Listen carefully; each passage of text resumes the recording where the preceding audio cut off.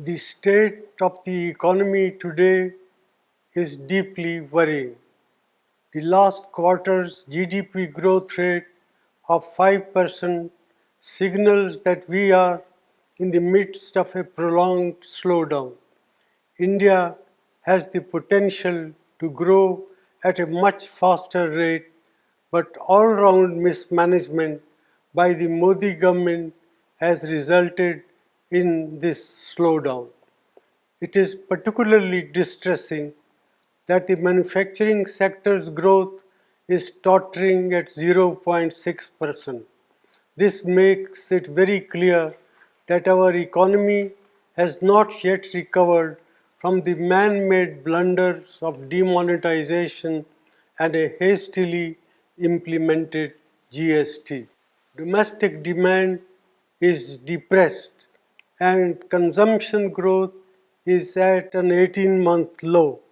Nominal GDP growth is at 15 years low.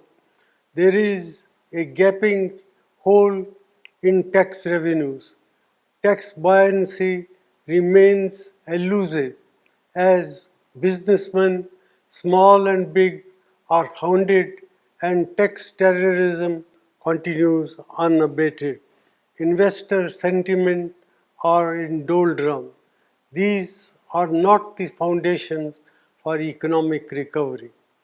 The Modi government's policies are resulted in massive jobless growth. More than 3.5 lakh jobs have been lost in the automobile sector alone. There will similarly be large-scale job losses in the informal sector, hurting our most vulnerable workers. Rural India is in terrible shape. Our farmers are not receiving adequate prices and rural incomes have declined.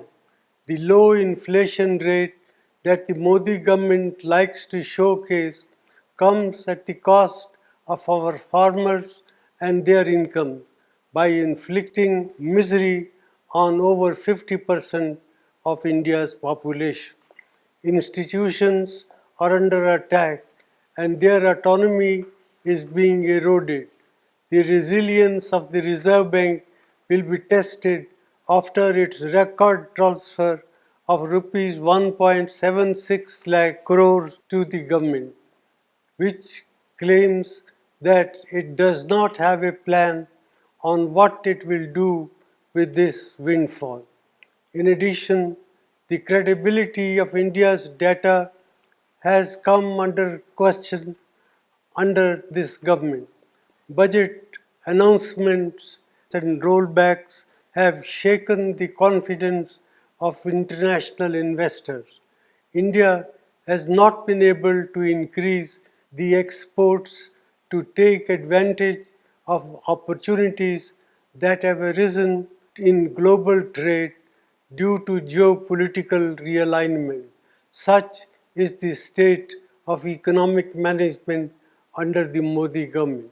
Our youth, our farmers and our farm workers, entrepreneurs and the marginalized sections deserve better. India cannot afford to continue down this path. Therefore, I urge the government to put aside vendetta politics and reach out to all sane voices and thinking mind to steer our economy out of this man-made crisis.